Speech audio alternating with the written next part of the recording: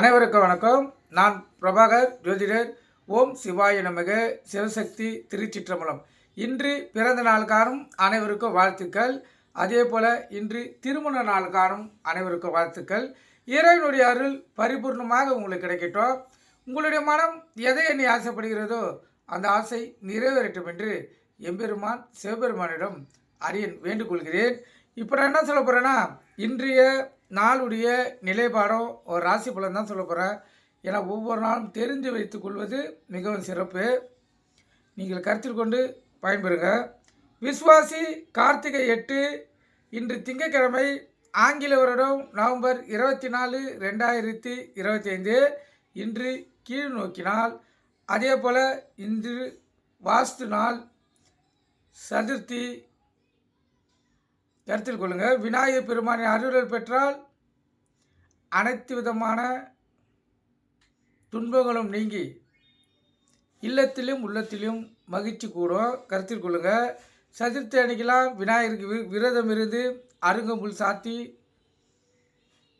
முடிஞ்சால் சுண்டல் வைத்து படைத்திங்கன்னா உங்களுடைய கோரிக்கைகள் எதுவாக இருந்தாலும் விநாயகர் பெருமானுடைய அருளால் அது நிறைவேற்றப்படும்.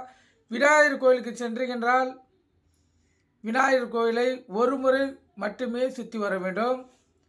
இருமுறை இல்லை நவகிரகங்கள் அடிப்படையில் 9 முறை அதெல்லாம் சுற்றக்கூடாது. விநாயகர் கோயில் சென்றால் ஒரு முறை மட்டும்தான் விநாயகரை சுற்றி வர வேண்டும். அதே போல் இன்று வாஸ்து நாள். வாஸ்து நாளும் சதுர்த்தியும் இணைந்து வருவதால் இந்த நாள் அற்புதமான நாள். ஏன்னா ஒரு ஜாதகரும் வீடு என்பது மிக மிக முக்கியம். அந்த வீட்டை வழி நடத்துவர் இந்த வாஸ்து பகவான் தான். ஒரு உருவமும் வாஸ்தின் அடிப்படையில் அமைந்தால் அந்த வீட்டில் மகிழ்ச்சிக்கும் செல்வத்துக்கும் குறையே இருக்காது. கருத்தில் கொள்ளுங்கள். வாஸ்து பகவானை வீடு கட்டக்குள்ள பயன்படுத்தினால் நல்ல அற்புத பலனை அந்த வீடு தரும். வாஸ்துப்படி தான் வீடை கட்டணும். எத்தனை கோடி ரூபா கொடுத்து வீடு கட்டினாலும் வாஸ்து சரியில்லாமல் மாறிவிட்டால் அந்த வீட்டில் அந்த பரம்பரையை வாழ வைக்காது. நீங்கள் எத்தனை வீடு பார்த்துருப்பீங்க, பரம்பரையே இல்லாமல் வீடை சொத்தை விற்றுட்டு வேறு ஊருக்கு மாறிட்டுருப்பாங்க. அதுக்கு காரணம் அந்த வாஸ்து பகவானுடைய, அதாவது அங்கே வீடு வாஸ்து முறைப்படி கட்டியிருக்க மாட்டாங்க. எது எந்தெந்த இடத்துல வரணுமோ அது அந்தந்த இடத்துல இருந்தால் தான் அந்த வீடு அனைவரையும் வாழ வைக்கும். கருத்தில் கொள்ளுங்கள்.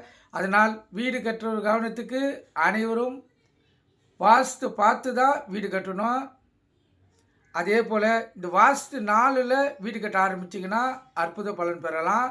அதே போல் பூமி பூஜை போடக்குள்ளேயும் இந்த வாஸ்து நாளை பார்த்து போட்டிங்கன்னா அற்புதம். அதுவும் இந்த வியாழக்கிழமையில் வாஸ்து நாள் வந்துச்சுன்னா மிக மிக அற்புதம்.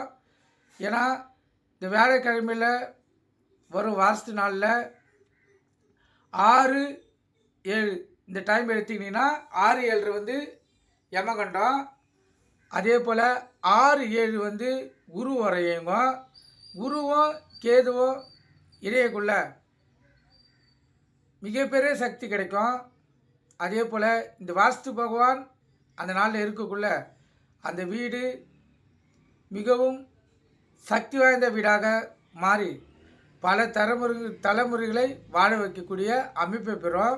அதனால் வீடு கட்டக்குள்ள வாஸ்து பாருங்கள். இந்த வியாழக்கிழமையில் வாஸ்து நாள் வருதா பாருங்கள். அந்த நாளை பயன்படுத்துங்க.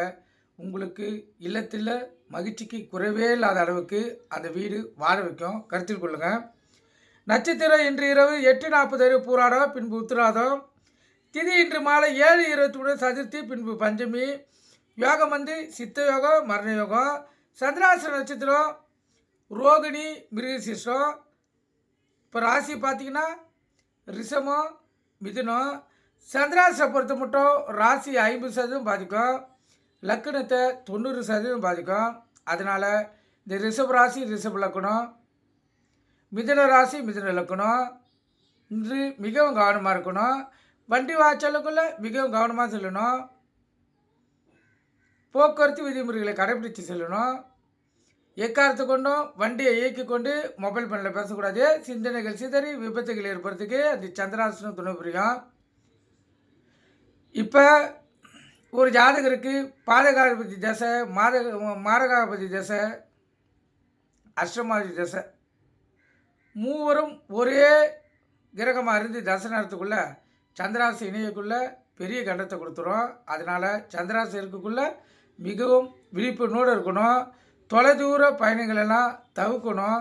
இப்போ தொலைதூர பயணம் நீங்கள் புக் பண்ணக்குள்ள இப்போ குடும்பத்தோடு ராமேஸ்வரம் போயிட்டு சுற்றுலா சென்று வரலாம் என்று நீங்கள் நினைக்கக்குள்ள குடும்பத்தாருக்கு அந்த நாளில் இப்போ போய் 2 நாள் தங்குறீங்கன்னா அந்த நாளில் யாருக்காச்சும் சந்திராசனம் இருக்குதா என்று பார்த்துட்டு தான் நீங்கள் அந்த நாளை தேர்வு செய்யணும். ஏன்னா சந்திராசனம் இருக்கக்குள்ளே எந்த நேரம் தொலைதூர பயணத்தினால எந்த நேரத்தில் எந்த பிரச்சனைகள் வேணாலும் தேடி வரலாம். அதனால் சந்திராசனம் இருக்கிறவங்க மிக விழிப்புணர்வோடு இருந்து உங்களை தற்காத்து கொள்ளுங்கள். நல்ல நேரம் காலை 9:15 10:15 மாலை 4:45 5:45. இந்த கௌரி நல்ல நேரம் காலை 1:45 2:45 மாலை 7:30 8:30. இந்த கௌரி நல்ல நேரத்தில் புதுமண தம்பதிகளுக்கு சாந்தி முகூர்த்தம் அமைப்பது, குழந்தை பாக்கி இல்லாதவர்கள் பயன்படுத்துவது, எந்த ஒரு நல்ல காரியத்துக்கும் இந்த கௌரி நல்ல நேரத்தை பயன்படுத்தினா வாழ்க்கையில் 100% வெற்றி பெற முடியும். அது கூட சேர்ந்து இந்த சுப வாரியை பயன்படுத்தினா அற்புத பலன்களை உங்களால் பார்க்க முடியும். கருத்தில் கொள்ளுங்கள். இன்று திங்கட்கிழமை என்பதால் சந்திர பகவான் தான் ஓரநாதன். அவரே இன்றைய கதாநாயகன்.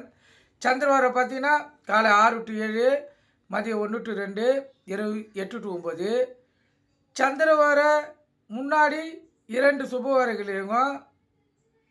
சுக்கிரவார புதன்வார தொடர்ந்து இந்த 3 மணி நேரத்தை நீங்கள் பயன்படுத்தலாம்.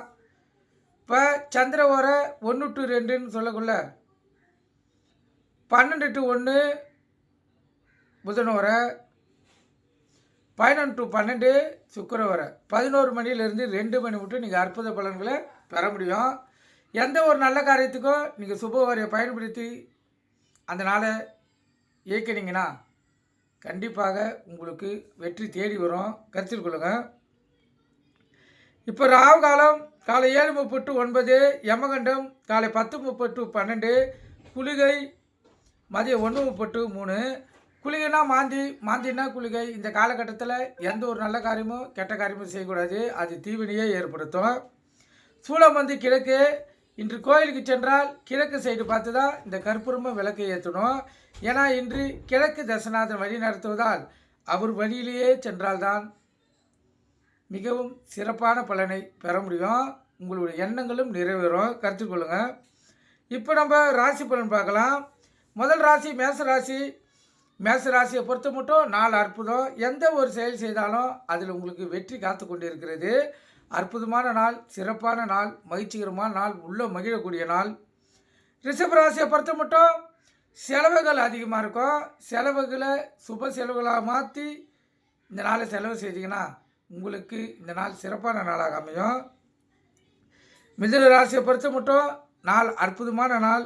ஒரு மன தெளிவு, ஒரு புத்தி கூர்மை, உங்களுடைய அறிவுத்திறன் பளிச்சிடுதல் அனைத்தும் இன்று ஜொலிக்கக்கூடிய நாள்.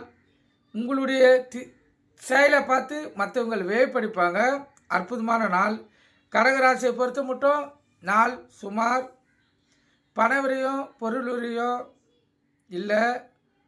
ஆனால் உடல் வியாதிகள் வர்றதுக்கும் அதே போல் அதிகப்படியாக பயங்கள் வர்றதுக்கும் வாய்ப்பு இருக்குது. ஏதாச்சும் பண்ணிவிட்டு அப்பா அம்மா திட்டுவாங்களா இல்லை மற்றவங்ககிட்ட மாட்டிக்குமா சொல்லி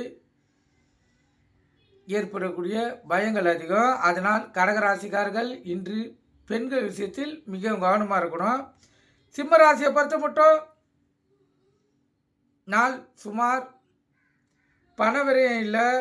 ஆனால் மன வேதனையும் உடல் வாதிகளும் தடங்கல்களும் ஏற்படக்கூடிய நாள். அதனால் உங்கள் இஷ்ட தெய்வத்து குலத்தை வணங்கிட்டு இந்த நாளை செலவு செய்யுங்க. கன்னி ராசியை பொறுத்த மட்டும் இந்த நாள் ஒரு அற்புதமான நாள். இந்த நாள் ஒரு வளர்ச்சியும் உங்களுக்கு ஒரு மேன்மையும் உள்ளத்தில் மகிழ்ச்சியும் தரக்கூடிய நாள். அற்புதமான நாள், சிறப்பான நாள். துலா ராசியை பொறுத்த மட்டும் சோதனைகளும் வேதனைகளும் தேடி வரக்கூடிய நாள். அதனால் உங்கள் இஷ்ட தெய்வத்தை குலதெய்வத்தை வணங்கிட்டு இந்த நாள் நீங்கள் செலவு செய்யுங்க. விருச்சிக ராசியை பொறுத்த மட்டும் இந்த நாளில் எந்த ஒரு செயல் செய்தாலும் சிறு முயற்சி எடுத்து தான் செய்யணும். முயற்சி திருவினையாக்கும். தடங்கள் வர்றதுக்கு அதிக வாய்ப்பு இருக்குது. அதனால் முயற்சி எடுத்து நீங்கள் செய்தீங்கன்னா இந்த நாளில் உங்களுக்கு சிறப்பான நாளாக அமையும். தனுசு ராசியை பொறுத்த மட்டும் நலமான நாள், சிறப்பான நாள், மகிழ்ச்சிகரமான நாள், உள்ள மகிழக்கூடிய நாள். கணவன் மனைவிடைய ஒற்றுமை நெருக்கம் அதிகமாக இருக்கும். அலுவலகத்தில் மதிப்பு மரியாதை உயரும். பிள்ளைகளிடத்தில் அன்பு பாசம் அதிகமாக கிடைக்கும். அற்புதமான நாள். மகர ராசியை பொறுத்த மட்டும் இந்த நாள் ஒரு சிரமமான நாள், சோதனையான நாள், வேதனையான நாள்னே சொல்லலாம். அதனால் உங்கள் இஷ்ட தெய்வத்தை குலதெய்வத்தை வணங்கிட்டு இந்த நாள் நீங்கள் செலவு செய்யுங்க. கும்பராசியை பொறுத்த மட்டும் கோபம் அதிகமாக வரும்.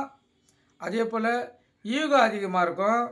அதனால் கோபத்தை அடக்கி நிதானமாக சிந்தித்து இந்த நாளை செயல்படுத்துங்க. இந்த நாள் உங்களுக்கு மகிழ்ச்சிகரமாக அமையும்.